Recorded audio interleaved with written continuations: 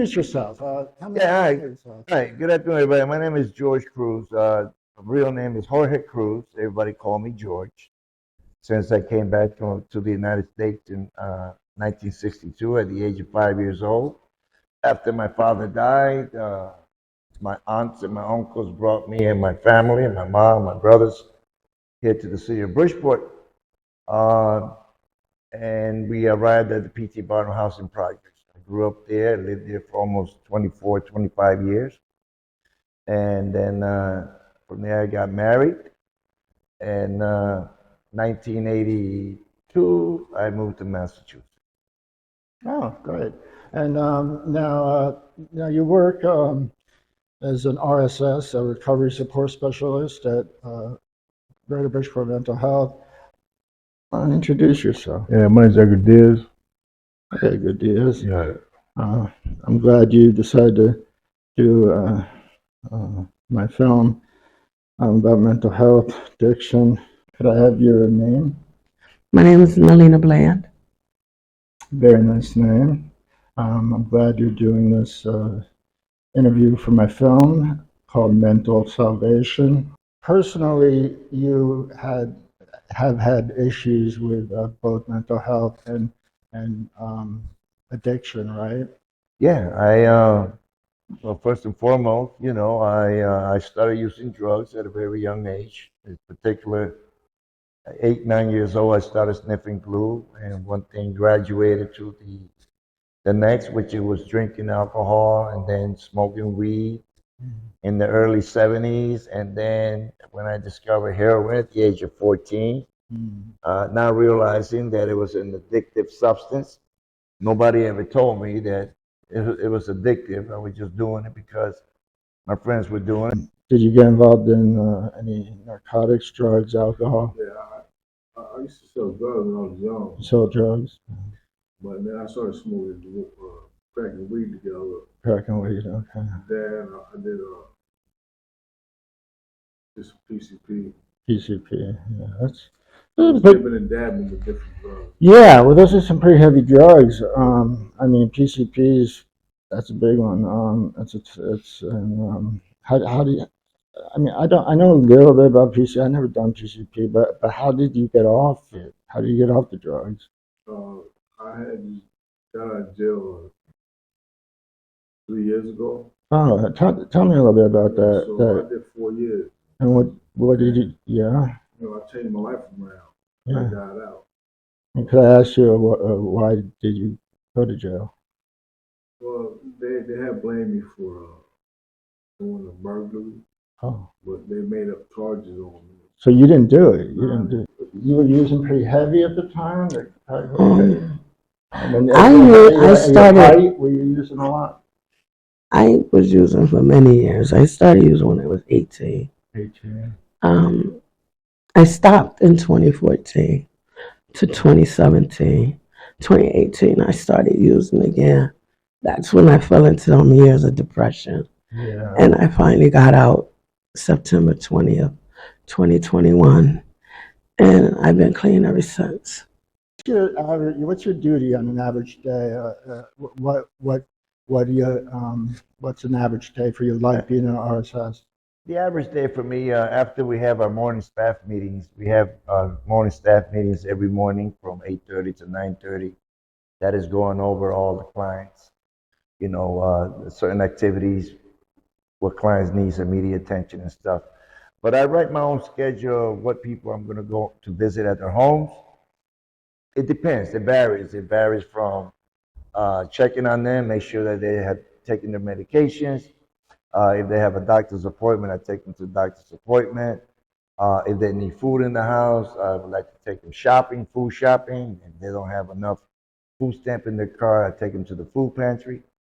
I also take them to the park. We go out there, we engage in conversation, specific needs, mental health, or alcohol or drug issues. We have some great conversations with our clients. You must see a lot of stuff that the average everyday person doesn't see. How does that affect you? Yeah, the most painful part of my job is when we have to paper somebody. When you have to what? Paper. What's paper? Paper is that if the client is decompensating, becoming more mentally ill, sick, he's not being rational, we could tell that something is wrong. I call the doctor, I call my supervisor first, then we call the doctor, they come out, and then they assess the client themselves, and then we have to call the cops, and we have to call an ambulance, so they can be taken to the hospital. Many times they don't want to go to the hospital, but that's the nature of our work, and it's basically to save them.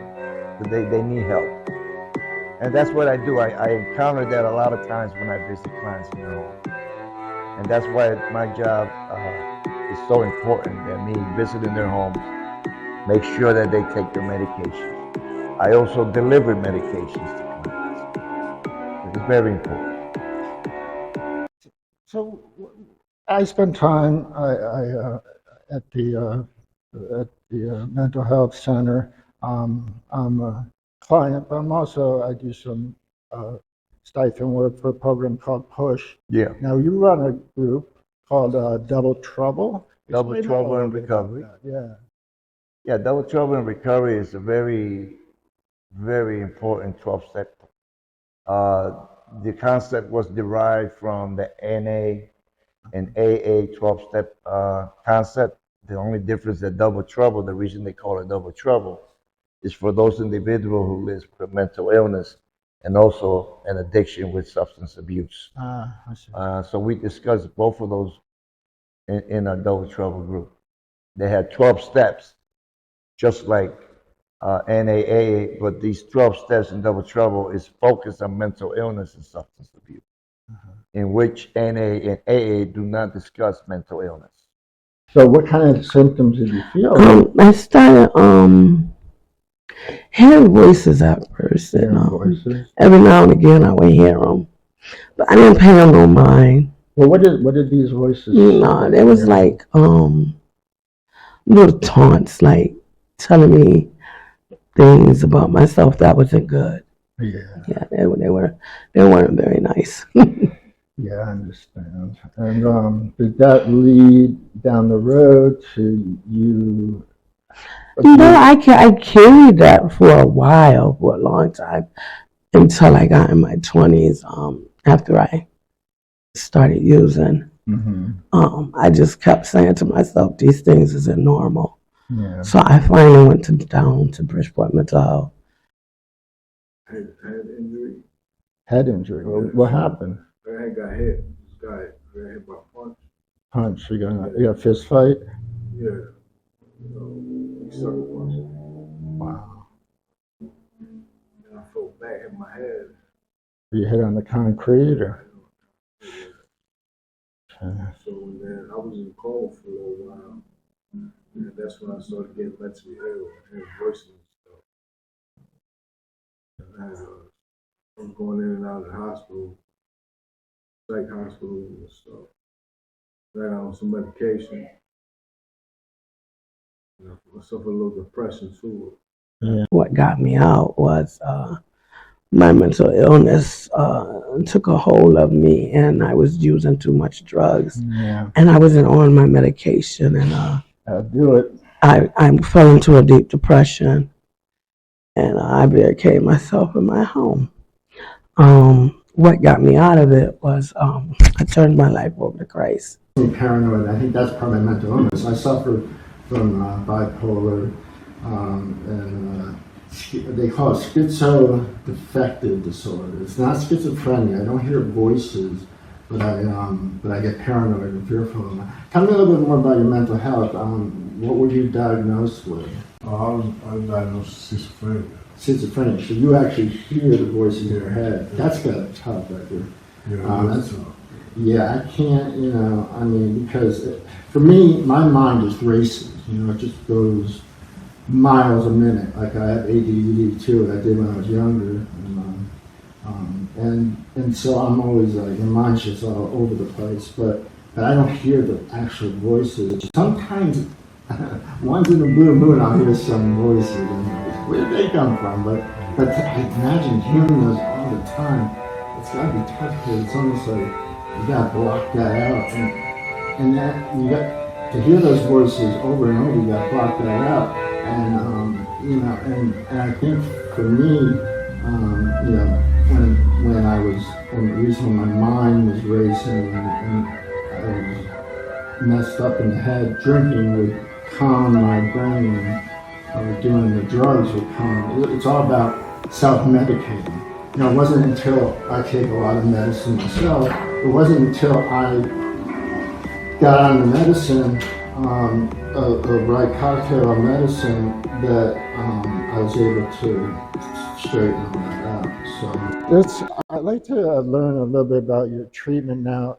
You told me you spent some time at Fairfield Hills. Yep. Now, were you 1979. 1979. Now, were you a client there? I was a client. Tell me about that, because Yeah. that's part of my Fairfield Hills is my parents live up in Newtown, and I've been that's going to be part of the movie too, Fairfield Hills, and it's an amazing. I mean, they're redoing it. It's beautiful. They're refurnishing the whole place, but tell me about some experiences you had there, at Fairfield Hills. Well, Fairfield Hills was by chance. Again, a friend of mine told me because in the early 70s there was not that much treatment here in Bridgeport Hill. Yeah. There was methadone here, methadone there, but not so much. But anyway, I heard from a friend about Fairfield Hills, and I was able to call, and I went in for the detox in the buildings called Eden House and Dependency on Narcotics, Lighthouse, something like that. It was called, but the program was Eden House. So I went in there for the detox, and then I heard about that they had a program downstairs, and a counselor, they asked me if I would be interested. I said, sure. Well, a counselor came up to interview me and told me, okay, we'd like to have you down. It was a 16-month program. So I went down. It was a very tough program. I mean, hardcore program. There you get yelled at. You get waking up early in the morning. You got to do the whole dishes for everybody. Everybody's dishes. You had to clean the floor with a toothbrush. I stayed there, though. I stayed there 8 months. It's really too bad because today they're all closing. I mean, you go back to the hills. It's like a campus. No, it was a beautiful place. I mean, it was strange. This ghost type of aura. Yeah. The building, the dark brown brick buildings, looked like a prison system, so to speak. But it was a beautiful place on the outside. But there's rumors always been that the place was haunted. Did you experience any sounds or images, or do you know anyone who might have? No, I'm glad I did. But I saw some strange things there because they had tunnels. Tunnels? Yeah, they had a tunnel system in Fairfield Hills. Tunnels that go to every building and also straight to the kitchen that we used to go get the breakfast in the big metal cart, get the coffee and the breakfast, and also lunch and dinner through the tunnel. Through the tunnels? Yeah. Like the White House. And it's eerie, man. And you see the building, it says the name of the building. But it was a good place, I just wish that I gave myself an opportunity to stay the whole 16 months. But they did help me. Like I said, I was able to stop smoking. I got into jogging. Attended school classes, education classes. When I came out here, I was feeling good. I took the test for becoming a Bridgeport lifeguard at Seaside Park. I don't know, is there anything that you want to say that, get off your chest, something that you want to say? Hopefully this will go out to a lot of people, and it's what I'm doing this for is for people who might be struggling and who want to change their life, turn their life around, and know that they're not the only one. There are other people out there. We all have our different past and our different specific details, but we're all in it together, and Do you have anything to share that might help someone out there? Yeah, you know, you gotta be willing to change. You know, try to. Prayer helps as well. Prayer, religion. You know,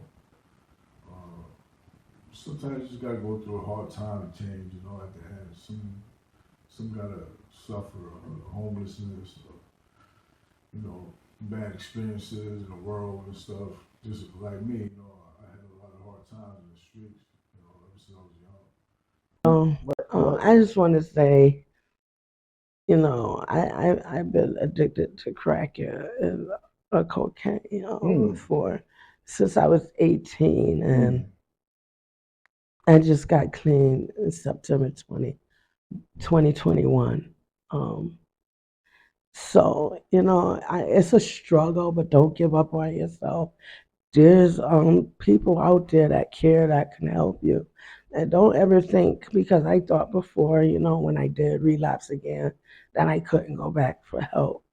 That'll keep you out there. There's always somebody that's willing to help you, and that won't turn their backs on you. And if you're in a program like mental health, I'm pretty sure that they'll help you, because I thought that's what kept me away, because I was ashamed and I was embarrassed. That's what kept me away for that long 2.5 years. And I just got more and more depressed and didn't want to come out at all. So I encourage you, if you relapse, seek help as quickly as possible, so you won't hurt yourself or get depressed. And, turn to somebody that you trust, and it'll be all right, because recovery is possible. You just got to need it and want it.